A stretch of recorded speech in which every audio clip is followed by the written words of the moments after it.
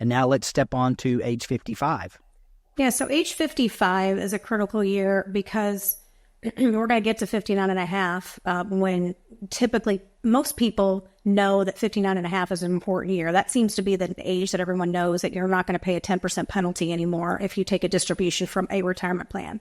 But 55 is one that is often missed by most financial professionals. They say, what happens at 55 that's so instrumental? Well, if you're someone who separates from service for any reason, let's suppose that you have been laid off from a job or you leave a job prematurely, whatever the case may be, and you're at least 55. So you're somewhere between 55 and 59, but not yet 59 and a half.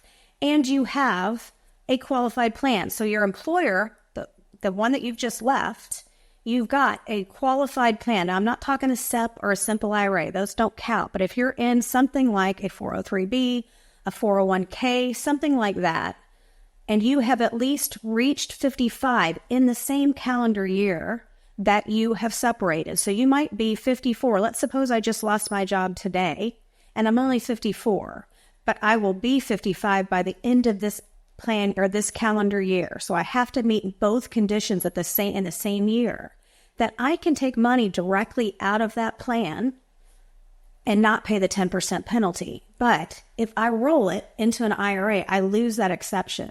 So it's called the separate age 55 exception. People call it different things. Why it's important is because a lot of people don't know it. And they say, well, oh my gosh, I've lost my job.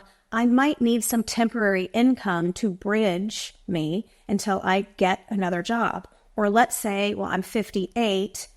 I don't plan on going, I'm going to take early retirement, but I still might need income from this 401k. So then you take enough out of the plan directly to yourself. I'm 58. I cannot take money out of my IRA without a 10% penalty because I don't have an exception. I'm not yet 59 and a half. So I'm going to take money out of this 401k directly and then roll the rest. So figure out how much I need from now until 59 and a half, take that out of my 401k. Yes, I'm going to pay ordinary income tax on the distribution, but I'm going to avoid the 10% penalty. People miss it all the time. Now, you also have to recognize that if you do that, if you take money directly out of a 401k or any type of qualified plan like that, that is eligible for rollover, then what does the plan do? Many of you know they'll withhold 20%. Any eligible rollover distribution is always going to be required. The IRS requires a 20% mandatory withholding. I say that isn't necessarily a bad thing because you're going to have to pay ordinary income tax on it anyway. So just be mindful that when you're doing that type of planning and figuring out how much do I need to get me through, if I need this money out of the 401k to bridge me until 59 and a half, how much do I need to get me through? You got to figure out that they're going to net it for taxes. You're only going to get 80%, and you'll have that 20% waiting for you at tax time as a credit toward the taxes. But people miss it. They want to start doing substantially equal periodic payments, if you're familiar with 72T payments, and often that isn't needed. So make sure that you're working with a reputable advisor that understands these rules and knows that there's ways around it. If it falls, in that situation. Now, if you're 53 when you retire or lose your job, you can't just wait until 55 to use this rule. You have to simultaneously meet both conditions. But it's an opportunity that many people miss, and they panic and they say, oh my gosh, I'm just going to roll it over and I'll take the distribution from there. I'll pay the 10% penalty. So make sure that you're exploring your options before you do that. The age 55 rule, again, only applies to qualified plans and only from the employer that you separated and that plan. Heather, this is such good information. So I want to just add one thing because this happens all the time.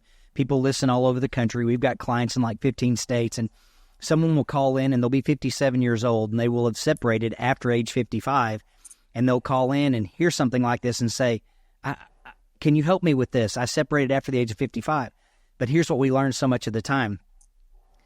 And we want all of our listeners to know this. Advisors are trained to hear about opportunities when they can move your money out of the plan it's in over to something that they can manage for you.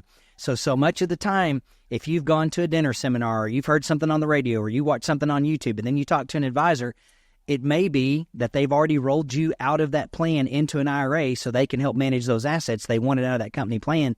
And then you're stuck in it. If you've rolled it, like Heather said, from the 401k to an IRA, the age 55 exception does not work then. So here's what I would always say, just like Ed Slott will say, when someone dies, touch nothing. That's what he says, until you've talked to a retirement income certified professional.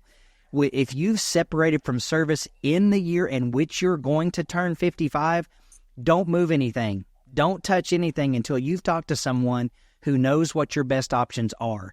Because it may be, just like Heather said, that you want to figure out the right formula and the right numbers to take a distribution to yourself first, and then, sure, it may be okay to roll over the rest into an IRA, but maybe not. It depends on what your income needs are going to be between age 55 and age 59 and a half.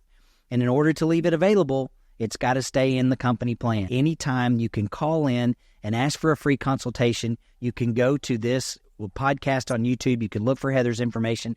Our number is 866-780-7233.